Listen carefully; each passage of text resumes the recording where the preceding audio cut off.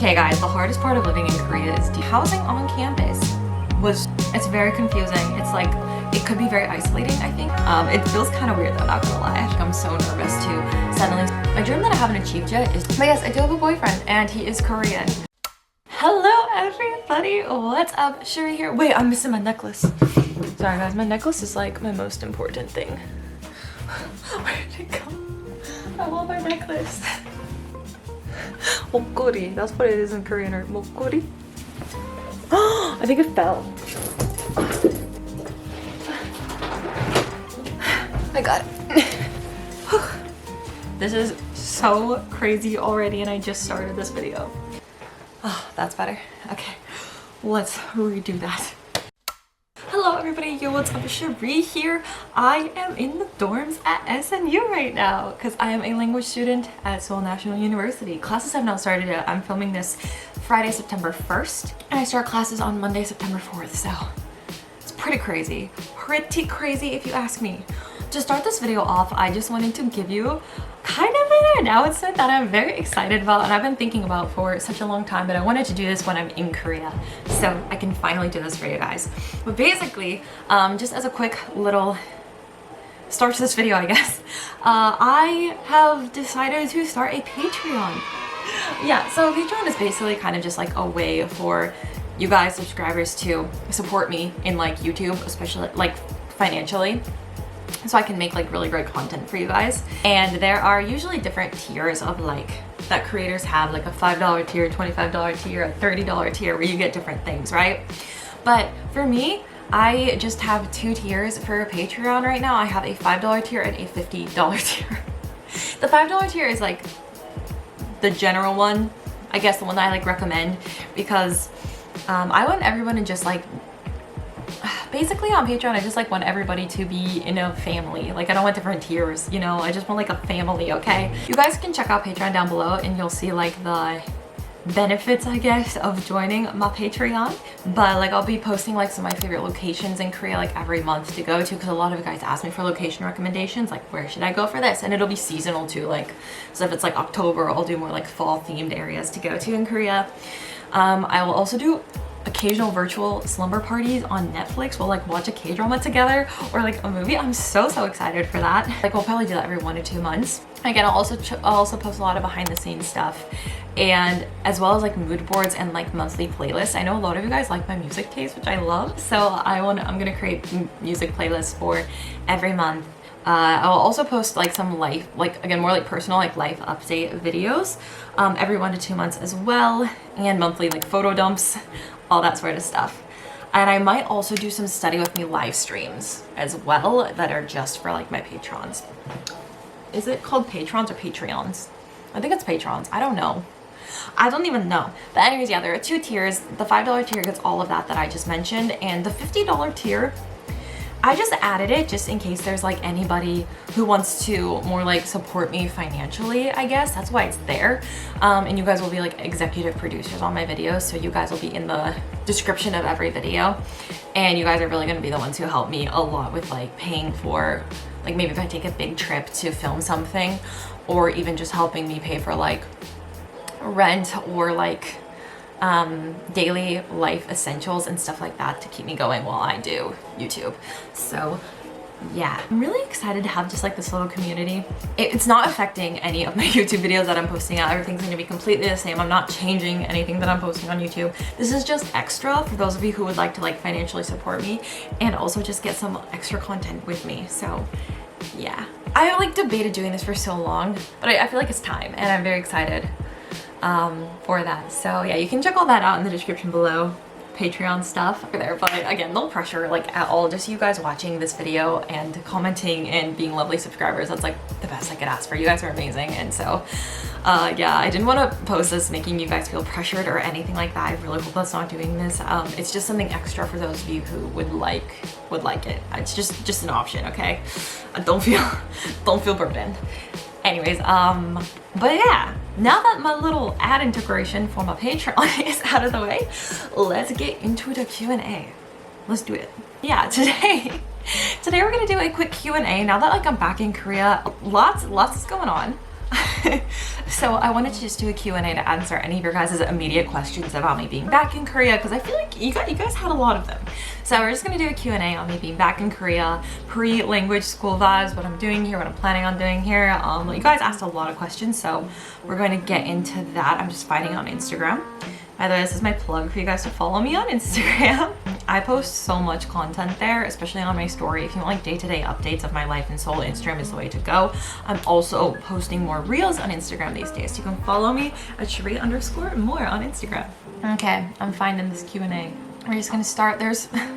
Guys, there's so many questions, but we're not gonna answer all of them. I'm sorry, but we're gonna answer the ones that I think will be the most entertaining. I hope that you guys are ready for this. Like, let's go. First question. Why did you choose to live in Korea? What is the main reason that made you love Korea? Everyone asks me this, like, why Korea? And honestly, I really don't know. I mean, truthfully, like, my older sister Desiree got me into like listening to K-pop and watching some K-drama when I was like 17, just barely 17, and that was interesting. And I also started learning the language when I was just barely 17. Like, I got introduced to it, and I thought it was actually pretty cool. And then I made some Korean friends in university. Then I decided, you know, why not study abroad in Korea for a year? So I did that, and when I was here in Korea, it was just like such a fun time. Like, it was really like my own coming of age story, like, not gonna lie. When I studied abroad here, it was amazing. And so I think just that first real experience that I had in Korea really made me love it and want to come back. So that's why I ended up teaching English here for a year and a half, and to see how it actually be like living in Korea, not just like being a student. And like, even though like I had hardships when I was teaching English in Korea and stuff, I overworked myself a lot by doing YouTube and that. I still like really liked it here. I don't know, like I didn't. This is such a hard question to answer. You're gonna have difficulties everywhere in the world, and for me, like in Korea, I find more benefits than difficulties at the moment, and I just have created a life for myself here. So that's why I love it here so much. Like, I just feel like my life is here, and it feels really nice. So that's kind of why I chose to like come back here and studying being a language student. This really does feel like home for me, and I really love it. I have so many people that I love here, and so many things that I love to do here, and YouTube is here, so I really love it. Okay, next, my friend Katie, I did a podcast with her, by the way. I'll leave it in the description. So her question is, what is your goal in language school? My goal is to be very good at conversational Korean, and I do eventually want to study my master's degree in Korea, and so it would be really nice to know Korean for that. So I'd say my goal is just overall helping my Korean, I would like to get like a topic level 4 by the end of language school. That would be the goal for me. And the topic is like the Korean standardized test, basically, for people studying Korean. I'd like to get a 4, level 4. There's 6 levels total. I would like to get a level 4, but I would really like to improve my speaking and just being able to easily articulate myself to people. That would be really lovely. So yeah. Okay, someone asked me, what is the hardest part of living in Korea? I want to say, even to this day, it's still the language barrier. Overall, I think one of the, oh my gosh. Okay guys, the hardest part of living in Korea is dealing with like bank stuff, phone stuff, and visa stuff. That is the hardest part. And like getting your alien registration card takes so long, and you need to get your alien registration card before you can get like a phone number, or open a bank account. But sometimes it's hard to even apply for your ARC if you don't have a good Korean, if you don't have a Korean phone number. So it's all very, very strange. It's such a process to set up everything, especially given the language barrier. It's just very difficult. So I'd say like the practical stuff like that is probably one of the hardest things about living in Korea. And the trash system is still pretty difficult. I'm telling you guys, recyclables, there's like 5 or 6 different types of recyclables. It's crazy. So those are some of the hardest things about living in Korea. Okay, this question is actually very interesting because it says, besides meeting new people, what were your reasons for living in the dorms instead of off campus? My biggest reason comes down to, let's say it together, friends, ton, money.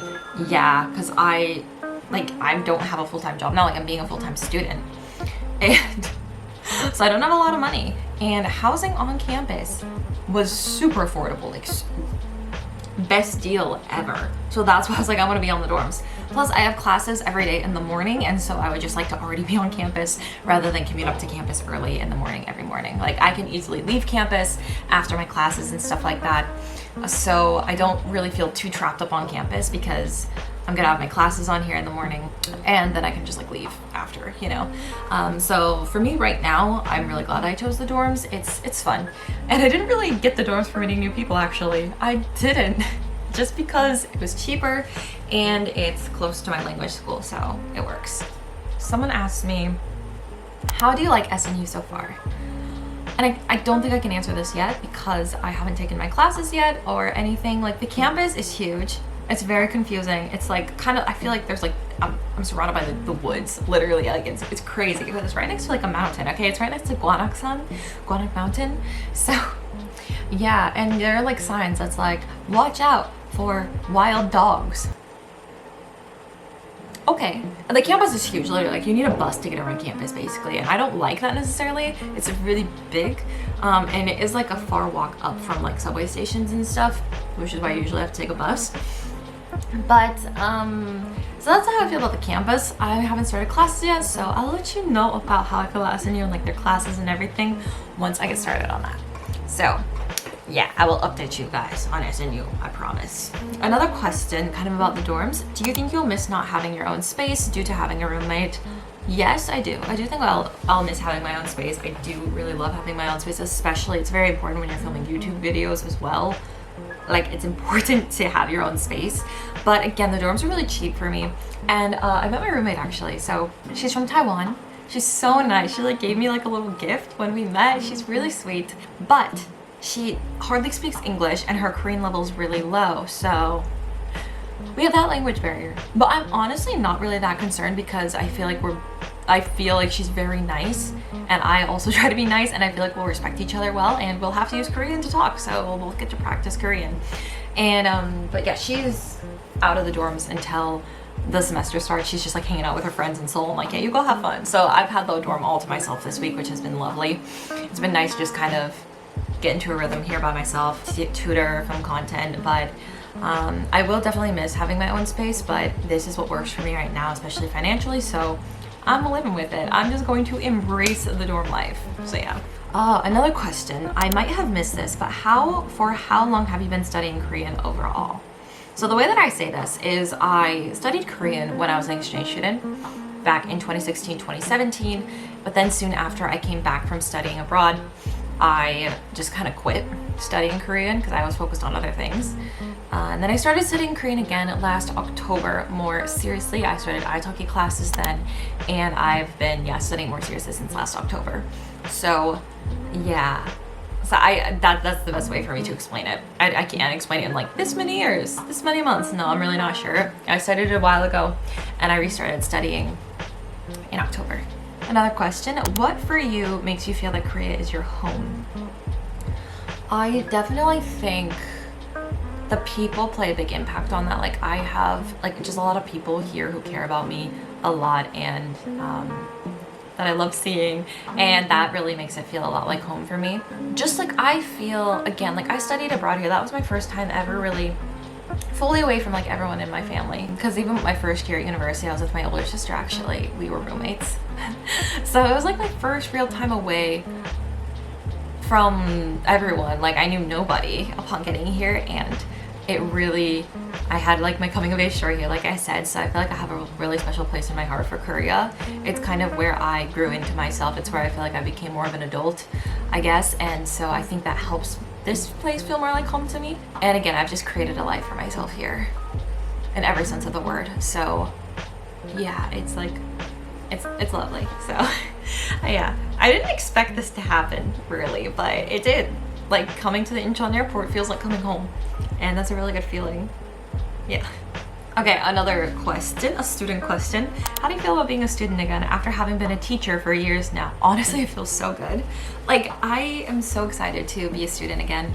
I love learning. I love learning so much, and just like, especially with Korean, because I've always studied it really to the side, very minimally, not intensely, and now I'm about to study it super intensely, so I'm really excited to actually give myself this gift of time to be a student and to study. I've been a teacher for so long now, so I'm really excited to like switch places and just get all the information thrown at me to do all the assignments instead of grading all the assignments, giving all the assignments, doing all the lectures. I'm very, very excited to be a student again. I feel like this is a long time coming and I'm just so happy to have made it here. Oh, someone said your skin looks so good. What products have been working for you? I really love Numbers in products still. Like I started using them over a year ago. I did a sponsored video with them. Their products are honestly some of my all-time favorite products. And I do have some other skincare products as well. I might make a video actually in the future about Korean skincare and like what my favorites are to this day. I did have a lot of skincare concerns before coming to Korea, but skincare products here in Korea really, really helped me. So I will make a video about this in the future, but for now, like Numbers and products are one of my top that I recommend to everybody. Another question, how do you feel about being a student in Korea? Again, different from the first time? Definitely feel different from the first time. The first time I was an exchange student. Like when you're an exchange student, I feel like you have it really easy.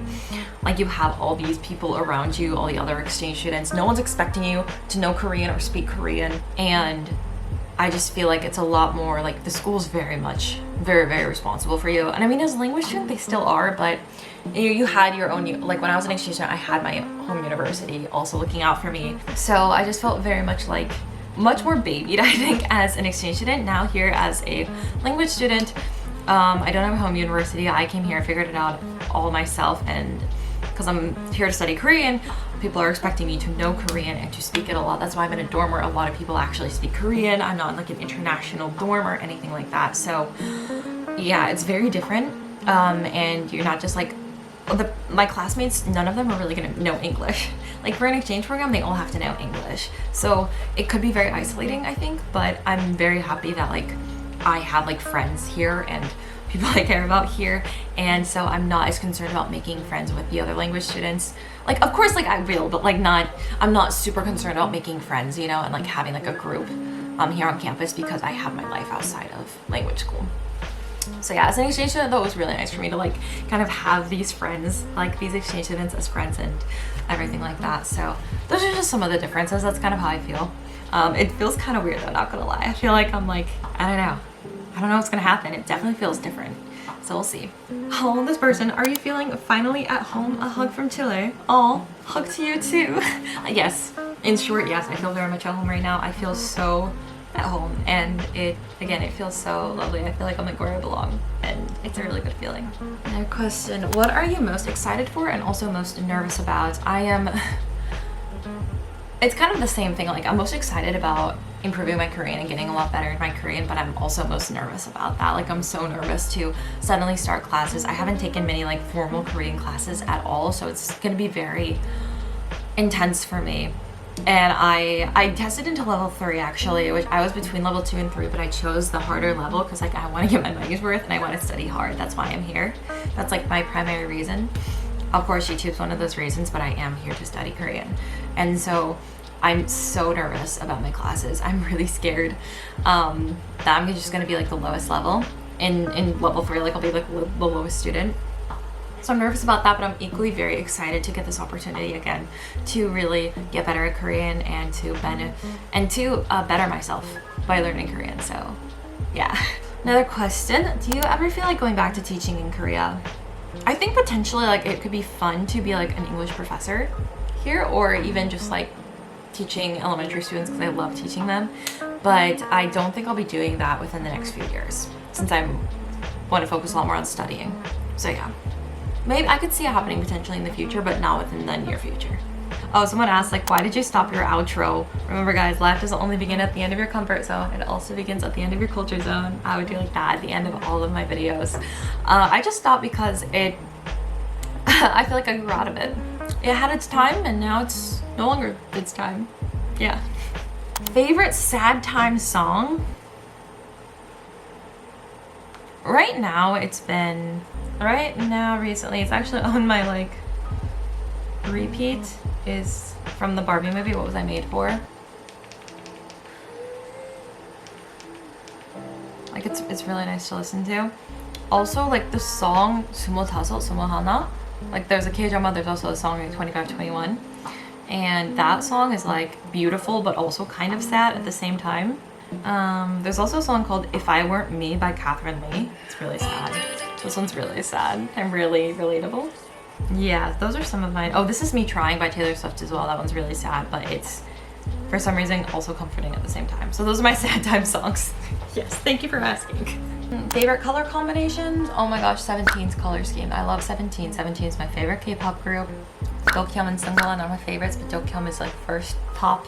His voice is beautiful, but 17 colors are my favorite. I love them. And I love pink, just pink in general. Pink's the best. Someone asked my height. This person asked so many questions. I'm sorry, I cannot answer all of your questions, but I will answer the height. I am 173 centimeters, aka 5'8". Oh, someone asked like dream that you haven't achieved yet. My dream that I haven't achieved yet is like getting married. Like finding true love and getting married, I think is like such a beautiful dream, and I'm excited for that. Like being single has been great, but I'm very excited to like share my life with like someone that I truly love and adore, who also truly loves and adores me. So that's a dream that I'm very excited to achieve in the future. But so yeah, that's my dream. Oh my gosh. Honestly, if I had to choose between love and like a career, I would choose love. Like I am that person. I'm such a hopeless romantic. Oh my gosh. Hopefully I'll never have to choose between a career and love, but if it really came down to that, like I would choose love. I love you guys, okay? That's beautiful. Okay, next question says, curious, would you be open to dating a Korean? I'm not Korean. I love this girl's like, I'm not Korean, I'm not asking for me, okay? But are you open? Yes, I am, because I'm actually dating one right now. I mentioned it in my last video, but I think I just mentioned it so casually. I feel like not a lot of you caught on to that, but yes. But yes, I do have a boyfriend and he is Korean, but I'm not really gonna talk about it much on YouTube. It's just like personal life, but I do want to let you guys know I'm in a relationship. It's great, it's lovely, so yeah. So yes, to answer that question, I am open to dating a Korean. Another question, how do you deal with homesickness / missing family when new in Korea? This is hard for me to answer because like personally, I don't deal with it. Like I don't really feel homesick or miss my family when I'm here. That sounds so bad, but just me and my family, we've been apart for like a while. Like we're all kind of spread out in the US too. That's why I traveled so many places in the US. Like my dad lives in Utah, my sister, my brother-in-law live in Rhode Island. Some more of my family, like my mom, my little sister, live in North Carolina. So we're all kind of just spread out and we're just used to this. And also like I went to school in Hawaii, so I was already far away from my family since I was like 17. So it's very normal for me and I've adjusted very well. But I would say if you're coming to Korea and you're very homesick, I would say just do things that make you feel at home. So like call your family when you need to, make time for that, maybe weekly. Also, I would also say do not like wallow in it. I would say try to really get out and meet new people. I think that's probably the quickest way you could get over homesickness, is just by getting out, trying new things, and not letting yourself wallow in the homesickness. I think it's good to mourn for a little bit, especially when you first get here. Like let the feelings come out, but don't dwell in them too long. Try to get out, create your own life here, and I think that will help. Yeah, but for me personally, I don't really experience that. Oh wow, I have like these two questions at the very end. Like, do you see yourself staying in Korea for a long time or permanently? Or how long are you planning to stay in Korea? So to answer that, I am planning on staying in Korea for 3 years, more or less, because I'd like to do language school and then go to grad school in Korea somehow. So yeah, I'm not entirely sure how that will go. Maybe I won't go to grad school, maybe I'll get a job instead. I don't know, but I would like to stay here for 3 years until I'm 29. After that, I'm not sure, but you guys will get Korea content for the next 3 years as long as I can figure out how to stay here. So I want to do language school and then grad school, and hopefully I'll be able to achieve that, especially financially. I'm hoping so. So I have plans, so hopefully those will all work out. But I would like to stay here for 3 years. Yeah, makes me very happy. So yeah. And I guess that's it for the Q&A. I didn't answer all the questions like I said, but I think I answered a decent amount of them. I'm gonna do more Q&As in the future. But yeah, thank you guys so much for watching this video. I hope that you enjoyed it. I will have more vlogs coming your way soon, I promise. I'm still getting used to everything in Korea, like being a student and stuff, so I might have a little pause with videos. I'm really gonna try to post weekly or like 2 times a week. You will see, I'm really gonna try. So hopefully I can do that for you guys. So yeah, you wanna keep up with my adventure and my journey, be sure to subscribe. And again, you can also go subscribe to me on Patreon for all the additional bonus content, which I'm very, very excited about. So, but yeah, either way guys, have a lovely day wherever you are in the world, and I will see you soon with another video. Bye!